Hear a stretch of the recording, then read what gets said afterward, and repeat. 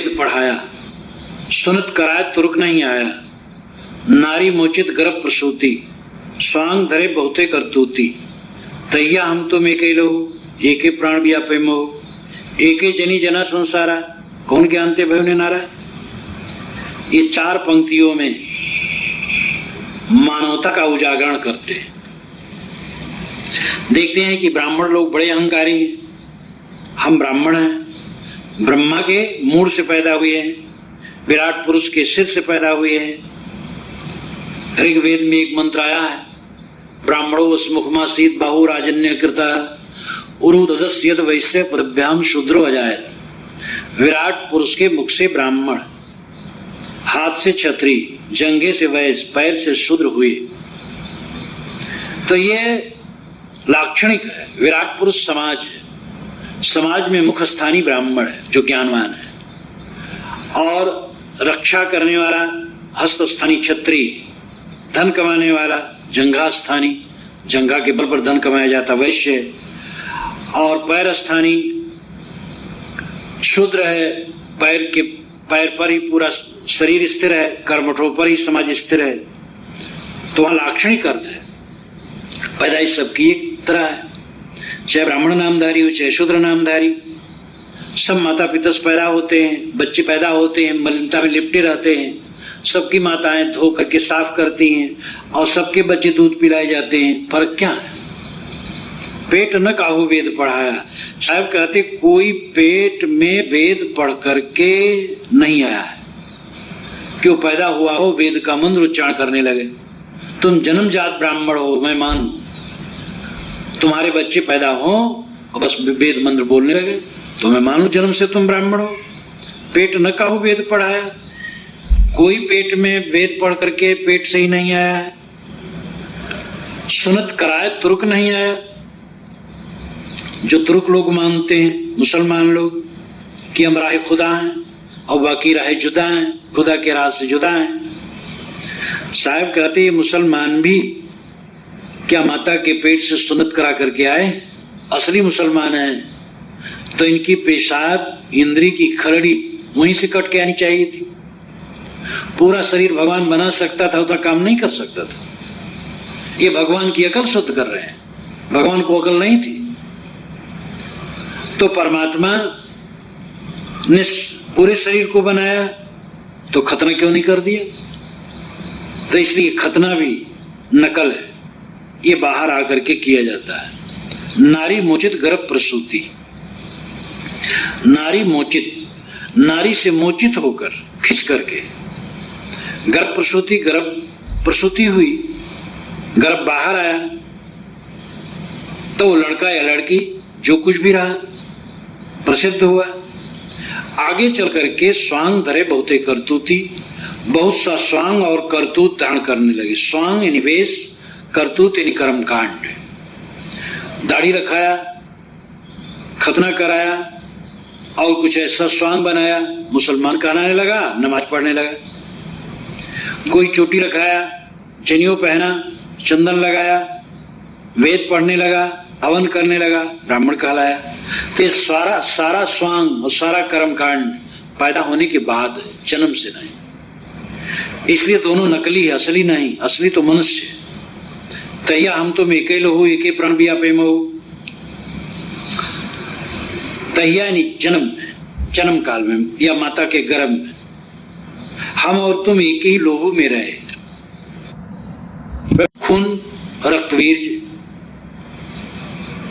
माता के पेट में एक ही प्रकार के रक्तवीर्य से स्नेह शरीर का निर्माण हुआ हमारा तुम्हारा। दोनों मलिनता में रहे। उसमें कौन पवित्र और कौन अपवित्र है? एक ही प्राण भी आपे मोह। सब में एक ही प्राण और एक ही मोह व्याप्त था। सब मोह मूढ़ गर्भ में पड़े थे और प्राणवायु और रजवीर्ज और मोह मूढ़ता सब में बराबर माता के गर्भ में। एक ही जनी जना संसार, एक ही जनी से सारा संसार जना है। जनी नाम माता, माता ही से सब जना पैदा हुए। ब्राह्मण बड़ा है, अलग से ब्राह्मण है तो कहीं अलग तरफ से पैदा हो जाता, लेकिन वो भी वैसे पैदा होता जैसे दूसरे। तो एक ही जनी से, माता से सब सारा संसार पैदा हुआ। कौन ज्ञानते भय निनारा, किस ज्ञान से तुम अपने को निनारा अलग समझते हो कि हम बड़े हैं? बड़ा तो आचरण होता है। इस जीवन को धारण करके जब आचरण करे तब वो बड़ा होता है। जन्म से कोई बड़ा नहीं होता, जन्म से सब बराबर है। कर्म से बड़ा छोटा होता है। ब्राह्मण का अर्थ है निष्काम होना, आत्मज्ञानी होना, आत्मस्थित होना। हर व्यक्ति में ब्राह्मणत्व के बीज हैं और सबको ब्राह्मणत्व प्राप्त करने की चेष्टा करनी चाहिए। मैं एक बार गोंडा जिला में था, एक ब्राह्मण यहाँ ही निमंत्रित था पूरे साधु समाज सहित। भोजन पक रहा था और बाग पास में था, हम लोग बैठे थे। एक पंडित जी आए, मेरे पास बैठ गए और मेरे साधु जगह जगह पेड़ों के नीचे थे। उन्होंने कहा महाराज, और बातचीत हुई तो कहा महाराज इसमें कोई ब्राह्मण भी होंगे आपके साधुओं में? मैंने कहा सब के सब ब्राह्मण हैं, लेकिन तुम जैसे नकली ब्राह्मण नहीं है। वो कहे महाराज जी कैसे? हम के ब्राह्मण जितेंद्रिय धर्मपरा स्वाध्याय निरता शुचि काम क्रोधो वसो यस तम देवा ब्राह्मण विदु। ये महाभारत में युधिष्ठिर जी ने कहा, जो जितेंद्रिय धर्मपर धर्मपरायण हो, जितेंद्रिय धर्मपरा स्वाध्याय निरता, सब शास्त्रों का स्वाध्याय करता हो और शुचि अंतर बाहर पवित्र हो, काम क्रोधो वसो यस, काम और क्रोध को जिसने वश में कर लिया हो, तम देवा ब्राह्मण विदु, उसको देवता लोग सज्जन लोग ब्राह्मण कहते हैं। तो ये सब वैसे ब्राह्मण है, या तो ब्राह्मण हो गए हैं या ब्राह्मणत्व के तरफ अग्रसर हो रहे हैं, धीरे धीरे साधना कर रहे हैं। अब आप कैसे हो? तो हंसने लगे कि हाँ महाराज, काम क्रोध तो बस में नहीं कर पाया। हम कहे तो नकली ब्राह्मण हो, ये सब असली ब्राह्मण है। तो ब्राह्मण शब्द बहुत प्यारा है, और जो निष्काम हो जाए, पूर्ण ब्राह्मणत्व है निष्काम हो जाना, आत्मस्थित हो जाना। इसलिए कबीर महाब्राह्मण थे, ईसा महान ब्राह्मण थे, रविदास महान ब्राह्मण थे, दयानंद विवेकानंद ब्राह्मण थे, सनत कुमार ब्राह्मण थे, धीवरीत ने वेद व्यास ब्राह्मण कहलाए थे। जो निष्कामी हो जाए वो ब्राह्मण है। तो जन्म से तुम अपने आप को ब्राह्मण मान बैठे, हम सबसे बड़े हैं। हम और तुम सब बराबर हैं। जो जितना ज्ञान विज्ञान सदाचार में आगे बढ़े वही श्रेष्ठ है। भव बालक भग द्वारे आया, भग भोगी के पुरुष कहाया। यह पंक्ति उनके वैराग की तीव्रता को प्रकट करती है। भव बालक भग द्वारे आया, योनि द्वारा बच्चा पैदा हुआ और उसी में आसक्त हो रहा है, वो पुरुष कहलाता है। ये कैसी घृणित बात है? मां से पैदा हुआ तो नारी मात्र मां है, उससे विरक्त हो जाए तब सच्चा पुरुष। यह उनकी वैरागी भावना है।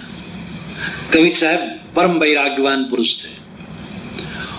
उनके ख्याल से सच्चा पुरुष तो वह है जो नारी मात्र को मां समझ ले और विरक्त हो जाए। बड़ा कठिन नियम है, बड़ा कठिन आदेश है, लेकिन इस कठिन आदेश का जो पालन करे वो सच्चा पुरुष है। इस संसार में आकर के ये समझ ले कि मैं मां से पैदा हूं और नारी मात्र मां है, इसलिए मैं एक जीव कित कहूं बखानी, एक जीव कित कहूं बखानी। बीजक के अनेक पाठों में एक जीव है, एक जीव कित कहूं बखानी, और हो सकता है ये मूल पाठ रहा हो। एक जीव से कहां तक वर्णन किया जाए। आगे आया है, जो मुख में जीव 10 लाखा। अगर किसी के मुख में 10 लाख जीव हो तो कोई आए महंतो भाखा, तो कोई महंत महान श्रेष्ठ उस अवगत की बात कहे, लापता की बात कहे। एक जीव कित कहूं बखानी अर्थ होगा एक जीव ही सच है, मैं कितना बखान करके कहूं। दोनों बात से अर्थ ठीक है। अभिप्राय है कि जो अविगत की बात है लापता की बात, अनिर्वचनीय बात, उसको कौन समझ सका है? अलग भगवान मान करके भटकने वाले भटकते ही। लेकिन ये महिमा है, साहब ने व्यंग किया है, जो मुख हो जीव 10 लाखा, तो कोई आए मान तो भागा। कोई ऐसा पुरुष हो जिसके मुख में 10 लाख जीव हो, बड़ा महान हो, तो फिर वो अवगत की बात का है। दुनिया में ऐसा हुआ है, धार्मिक कहे जाने वाले लोगों ने अपनी सड़ी गली मान्यताओं को संसार में मनवाने के लिए एक ऐसे पुरुष की उन्होंने कल्पना की कि वो विराट है, वो ब्रह्म है, वो आदि पुरुष है, अथवा वो अवतार है, वो पैगंबर है, वो ईश्वर पुत्र है, और उसने जो कहा वो सच है। इस प्रकार उसकी बात मान लेनी चाहिए। पहले तो हम अपने मन से कल्पना करते हैं ईश्वर और अवतार की और पैगंबर की, और फिर अपनी जो कुछ ऊंची नीची बातें हैं, उल्टी सीधी बातें हैं, उससे कहलवाते हैं। अब फिर पीछे कहते देखो भगवान ने कहा है, कैसे नहीं मानोगे? ये भगवान के श्रीमुख से निकला है। पूजी विप्र शील गुणहीना, शूद्र गुण गण ज्ञान प्रवीणा, ये भगवान के श्रीमुख से निकलवा दिया गया। अब वही भगवान वाल्मीकि रामायण में ऐसा नहीं कहें।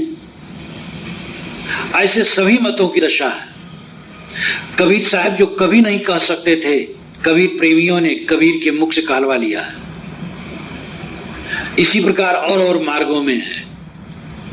कबीर साहब ने जिसका विरोध किया जीवन भर, कबीर प्रेमियों ने वही बात कहलवा ली कबीर साहब के मुख से, उपोद्घात बना लिया। कबीर साहब कहते हैं वेद व्यास से, कृष्ण से, राम से वह बात कहलाई गई जो कभी नहीं कह सकते थे। तो इस प्रकार हम पहले की कल्पना कर लेते हैं किसी विराट पुरुष की, भगवान की अथवा अवतार पैगंबर की या आप्त पुरुष की, और उससे कुछ कहवा लेते हैं, लिख लेते हैं कि उसने कहा है, अब बस अपनी बात चलाते हैं। तो इसी पर साहब ने ये व्यंग किया है। कहीं कबीर पुकार के ई लेऊ व्यवहार, राम नाम जाने बिना भवगोड़ मुआ संसार। कबीर साहब प्राय पुकार के कहते, हल्ला करके कहते, डरते नहीं, जोर से पुकार के कहने का अर्थ है कि तुम सुनो चाहे न सुनो, मैं कह देता हूं। और दबते नहीं, पुकार के कहते हैं। ई लेऊ व्यवहार, ई और ऊ का व्यवहार संसार के लोगों ने ले रखा है। संस्कृत में यहाँ मूत्र कहा जाता है, और वैराग के लिए कहा जाता है यहाँ मूत्र फल भोग विराग। ये अमूत्र फल भोग विराग, ये नाम लौकिक, अमूत्र नाम स्वर्ग पारलौकिक। इसके फल से विराग होना, ये वैराग का लक्षण है। लोक कभी सुख न चाहे, परलोक कभी सुख न चाहे।